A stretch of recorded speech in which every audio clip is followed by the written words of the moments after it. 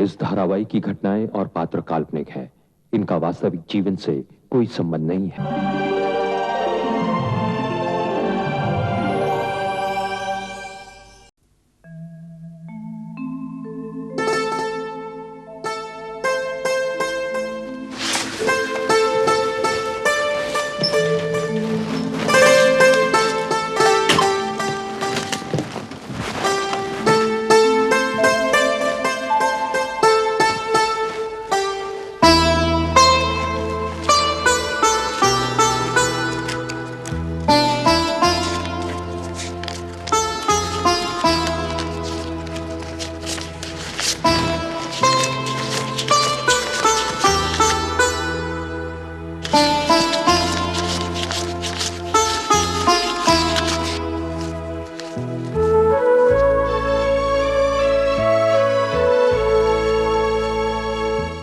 जमा हो गए कुंती?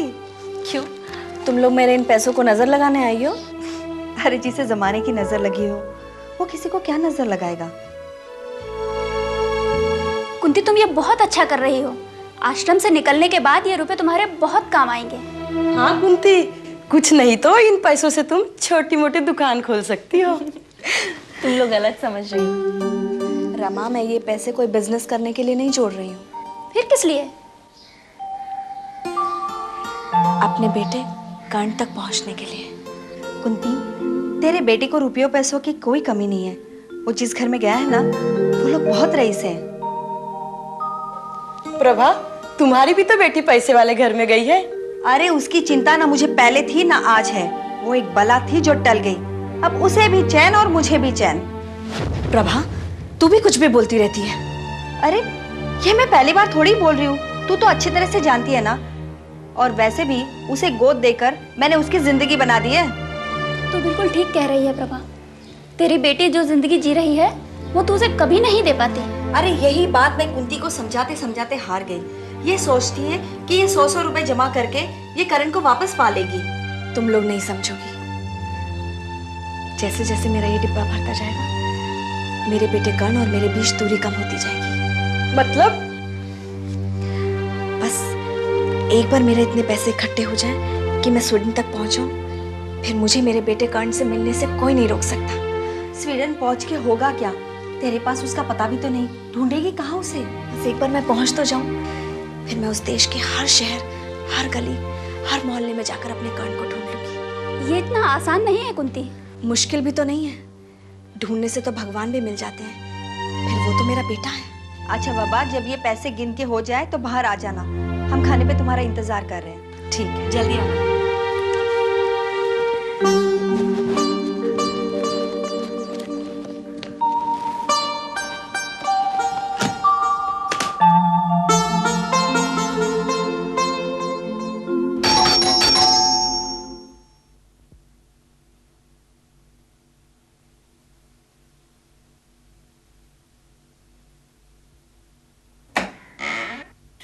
नमस्ते अंकल।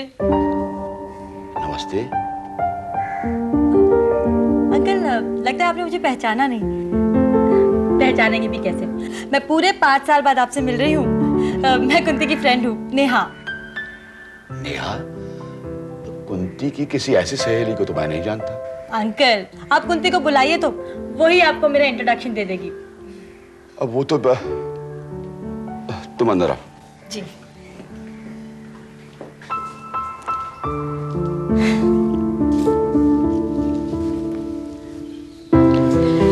अंकल, वैसे कुंती की मेरे अलावा तो कोई सहेली थी नहीं।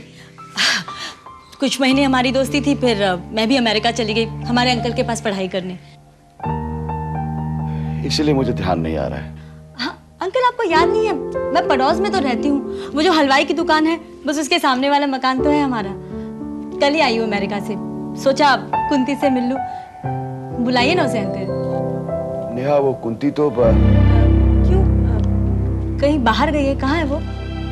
अभी बताता हूँ मैं। तुम कुछ लोगी? नहीं अंकल, मैं एक्चुअली थोड़ी जल्दी में हूँ। सोचा कुंती से मिल लूं, फिर मैं आराम से आऊंगी और बहुत सारी बातें करेंगे। अभी तो काफी दिन हूँ वैसे मैं यहाँ पर। छुट्टियों में आई हूँ। जी। कहाँ है कुंती? घर पर नहीं है क्या? हाँ, वो अंकल, आप मुझे उसको पता तो बताइए, वो जहाँ भी होगी मैं उसे जाकर वहाँ सरप्राइज दूंगी। उसे तो उम्मीद भी नहीं होगी कि मैं अचानक अमेरिका से इस तरह उससे मिलने आ गई। बेटी,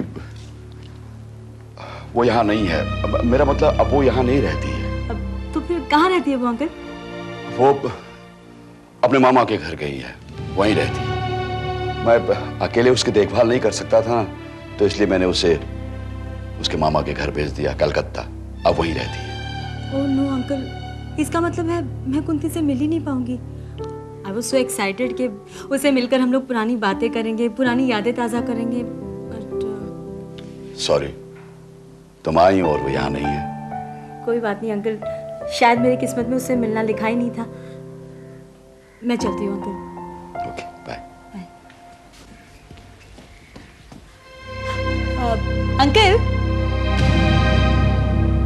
अंकल जब कुंती का फोन आया ना तो उसे कहेगा कि नेहा उससे मिलने आई थी। Okay uncle, bye.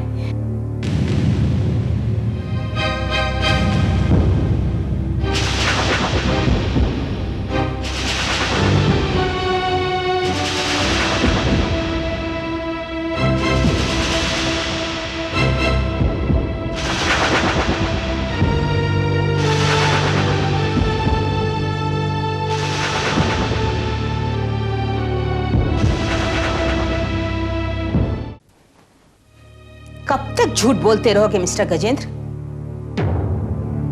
और किस किस से झूठ बोलोगे तुम? मतलब तुमने वो सारी बातें सुन ली जो मैंने पड़ोसी लड़की नेहा से कही? मैं घर में ही थी और ऐसी बातें मेरे कान कुछ ज्यादा ही ध्यान से सुनते हैं। वो अमेरिका से लौटी है, अचानक मिलने चली आई, तो मैं क्या जवाब देता?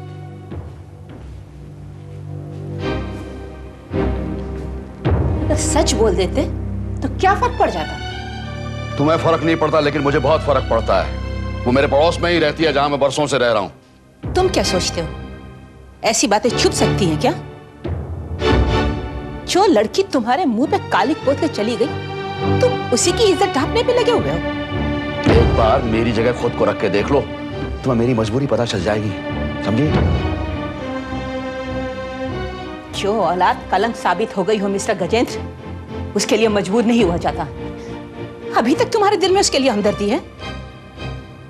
खून का रिश्ता दूर होकर भी अपने एहसास को मरने नहीं देता और जीने भी नहीं देता है।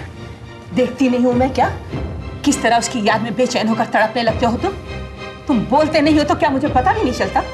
जब तुम्हें सब कुछ पता है तो मेरे सामने ऐसे सवाल लेकर क्यों खड़ी हो जाती हो तुम? क्योंकि जो तुम्हारे अपने हैं तुम उनके साथ बेरुखी दिखाते हो। अपनों को तो कहते हो कि एक फूटी कौड़ी तक नहीं दोगे तुम क्यों पराया समझते हो हम लोगों को? मैं पराया समझकर नहीं, अपनी जिम्मेदारी समझकर बात करता हूं, लेकिन तुमने आज तक मुझे समझने की कोशिश नहीं की। समझने का मौका ही कब दिया है तुमने मुझे?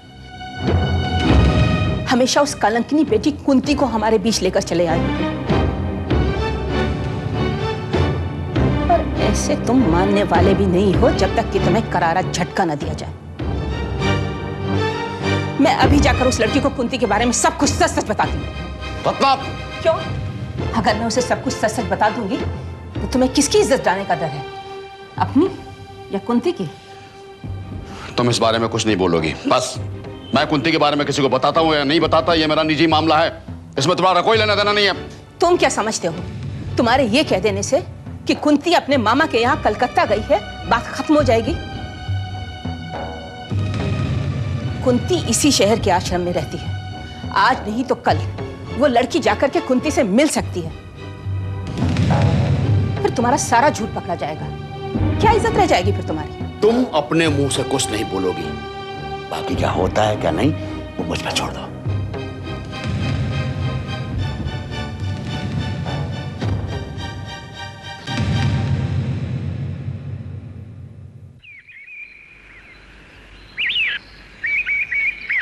अरे मन भाई,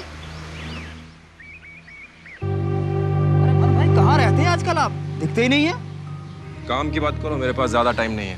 काम तो बहुत जरूरी है और उसे कर भी आप ही सकते हैं। मैं तो आपके घर भी गया था, लेकिन पता चला कि आप घूमने निकल चुके हैं। अब तुम काम की बात बताओगे या मैं जाऊं? एक मिनट, मुझे वो मेडिकल सर्टिफिकेट बनवाना था, ऑफिस में देना है, छुट्टी ली थी। बन जाएगा 1000 रुपए। क्या 1000 रुपए? अरे इतने तो असली डॉक्टर भी नहीं लेता।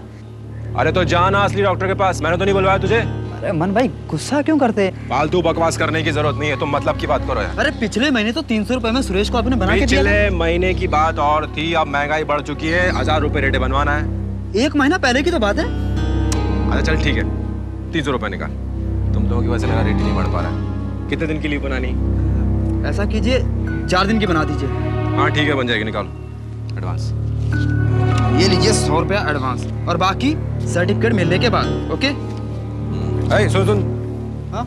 घर मत आना, मैं तुम्हारे घर पहुंचा दूँ। ओके।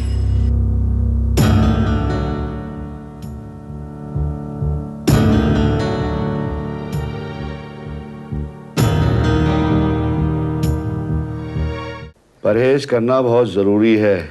परहेज के बिना दवाइयां असर नहीं करती। डॉक्टर साहब हैं क्या? डॉक्टर साहब हैं लेकिन अभी बहुत बिजी हैं, कोई पेशेंट अंदर बैठे हुए हैं। समझे कि नहीं? मुझे उनसे कुछ जरूरी काम है। मैंने कहा डॉक्टर साहब अभी बिजी हैं। मैंने कहा ना मुझे उनसे कुछ जरूरी काम है। अरे भाई साहब कहाँ जा रहे हैं आप? ये 5 दिन की दवाई है, फिर बात माना।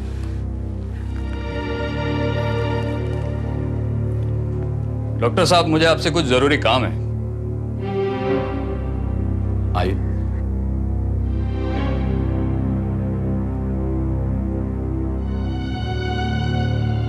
क्या आप ही डॉक्टर गजेंद्र हैं? जी हाँ, कहिए। कितने साल से प्रैक्टिस कर रहे हैं आप? आप कौन हैं और ये पूछताछ किस लिए कर रहे हैं? मैं सिंगानिया ग्रुप ऑफ कंपनी से आ रहा हूँ। सवाल तो ऐसे कर रहे हो जैसे हेल्थ मिनिस्ट्री से आए हो। अब वो दिन भी दूर नहीं है जब आपके कारनामे की रिपोर्ट हेल्थ मिनिस्ट्री तक भी जाएगी। क्या बकवास कर रहे हो तुम? तुषार भाटिया को फर्जी मेडिकल रिपोर्ट आप ही ने दिया था। तो कौन तुषार भाटिया? मैं ऐसा कोई फर्जी काम नहीं करता। अच्छा, तो ये आप ही का बनाया हुआ मेडिकल सर्टिफिकेट नहीं है? देखिए इसे जरा। ये पेड आपका है जिस पर आपका नाम भी लिखा हुआ है। अब आप मुझे ये बताइए कि तुषार भाटिया वाकई बीमार था या नहीं? देखिए, ये पैड तो मेरा है लेकिन इसमें साइन मेरे नहीं है। झूठ बोल रहे हैं आप। ये पेड आपका है जिस पर आपका नाम, पता और रजिस्ट्रेशन नंबर भी लिखा है। फिर भी आप कहते हैं कि ये साइन आपका नहीं है। मैं खुद हैरान हूं कि ये किसने किया होगा। अब ये दिखावटी नाटक बंद कीजिए। मैं अच्छी तरह जानता हूं कि आप पैसों की लालच में नकली सर्टिफिकेट बनाकर बेचते हैं। Get out! निकल यहाँ से। जब मैं एक बार कह चुका हूं कि ये सर्टिफिकेट मैंने नहीं बनाया तो मेरी बात का विश्वास क्यों नहीं करते तुम? जाओ यहाँ से, निकलो।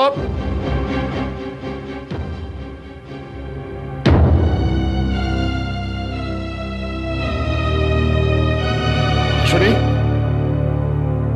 अश्विनी। जी सर, आपने बुलाया सर? मेरी पीठ पीछे तू ये तमाशा करता है?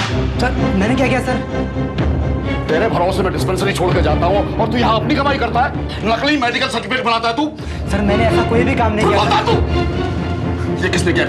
मेरे जाली साइन किसने किए? यहीं से दफा हो जा, नहीं तो अभी पुलिस के हवाले कर दूंगा मैं तुझे। सर मेरी बात तो सुनिए। मैं तेरी कोई सफाई नहीं सुनने वाला हूँ। इसी वक्त नौकरी से निकल जाओ। Get out! जाओ यहाँ से।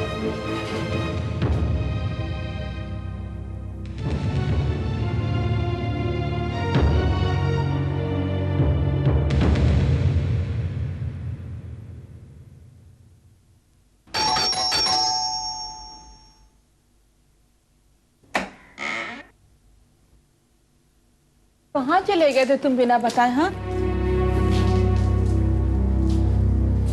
तुम्ही से पूछ रही हूँ। अब कहीं आने जाने के लिए भी तुमसे पूछना पड़ेगा क्या? अरे अगर बता के जाते तो कम से कम खाने के लिए तो इंतजार ना करती मैं तुम्हारा। अब खाना लगाऊं कि फिर कहीं जाना है तुम्हें? मुझे कहीं नहीं जाना है, लेकिन तुम्हें यहां से जाना पड़ेगा। क्या क्या कहा तुमने? देखो रत्ना, मुझे समझने की कोशिश करो। हम दोनों की भलाई इसी में है कि अब तुम्हें यहां नहीं रहना चाहिए। क्यों? मुझे तो यहाँ रहने में कोई परेशानी नहीं है। तुम्हें परेशानी नहीं है रत्ना, लेकिन मुझे परेशानी है। तुम्हारे यहाँ रहने पर लोग बातें कर रहे हैं। यहाँ लोगों की बातों का तुम पे इतना असर हो गया? किसकी बातें सुन ली तुमने? वो कुंती की सहेली नेहा अपनी मां से बात कर रही थी। उसे हमारे संबंध पर शक हो गया है। दुनिया चाहे हमारी बात करे चाहे शक करे, मुझे किसी की परवाह नहीं है। मगर मुझे इसी मोहल्ले में रहना है, अड़ोस पड़ोस में बदनामी होगी तो जीना मुश्किल हो जाएगा। और तुम्हारी लड़की ने जो तुम्हारी बदनामी कराई है, उसका क्या? उसे बर्दाश्त कर सकते हो, हमारे रिश्ते को नहीं। इतना तुम समझ ही नहीं रही हो। मैं जिन लोगों के साथ सालों साल रहता आ रहा हूं, उनके बीच में, उनकी नजरों में नहीं गिरा जा सकता। लोगों के लिए तुम मुझे अपने आप से अलग कर दोगे क्या? इसी दिन के लिए मैंने अपने आप को तुम्हारे ऊपर न्यौछावर किया था। रत्ना, तुम इतने मतलबी निकलोगे मैंने कभी नहीं सोचा था। रत्ना, तुम इस मामले की गंभीरता को समझो। अगर पड़ोस वाले इकट्ठा हो जाएं और वो कोई बखेड़ा खड़ा कर दें तो? हाँ, मोहल्ले वालों के पास और कोई काम तो है नहीं। अरे ये हमारी जिंदगी है, हम क्या करते हैं क्या नहीं करते हैं, इससे उन्हें क्या लेना देना? कुंती के चले जाने के बाद तुम जिस तरह से यहाँ आकर रहने लगी, उन लोगों के बीच तो सवाल नहीं पैदा होगा कि तुम हो कौन? तो बता दो ना लोगों को कि मैं तुम्हारी कौन हूँ। मैं ऐसे किसी सवाल का सामना नहीं करना चाहता जिसका जवाब मेरे पास ना हो। तो फिर ये सब बात तुमने पहले क्यों नहीं सोची थी, जब मेरी जिंदगी बर्बाद की थी तुमने? आज जब मैंने तुम्हें अपना सहारा बना लिया, तब तुम मुझे अपने से दूर कर देना चाहते हो? तुम यहाँ से थोड़े दिन के लिए चली जाओ, थोड़े दिनों में मामला शांत हो जाएगा। मैं एक पल के लिए भी इस घर से जाने वाली नहीं हूँ। अगर मैं एक बार यहाँ से चली गई तो उसके बाद मेरा लौटना मुश्किल है। ये बात मैं बहुत अच्छी तरह से जानती हूँ। तो क्या पूरी जिंदगी तुम चौक की तरह चिपके रहना चाहती हो मुझसे? तुम्हारे साथ की बदनामी उठाने की ताकत नहीं है मुझमें। तो फिर मेरा फैसला भी सुन लो मिस्टर गजेंद्र, तुम कुछ भी कर लो, मैं तुम्हारी जिंदगी से दूर जाने वाली नहीं हूं। और रही बदनामी की बात, तो ये तो कुछ भी नहीं है। अगर तुमने दोबारा यहां से जाने की बात की तो तुमने जो मेरे पति के साथ किया था मिस्टर गजेंद्र, मैं सरेआम उसका खुलासा करूंगी। ये बात अगर आज तक छुपी हुई है तो सिर्फ मेरी वजह से। अगर मैंने अपना मुंह खोल दिया ना, तो समाज के साथ साथ कानून भी कभी तुमको माफ नहीं करेगा। इस सब का बोझ उठा पाओगे तुम? बोलो बोलो, इसके बाद भी तुम चाहते हो कि मैं यहाँ से चली जाऊं? बोलो, जवाब क्यों नहीं देते हो? बोलो।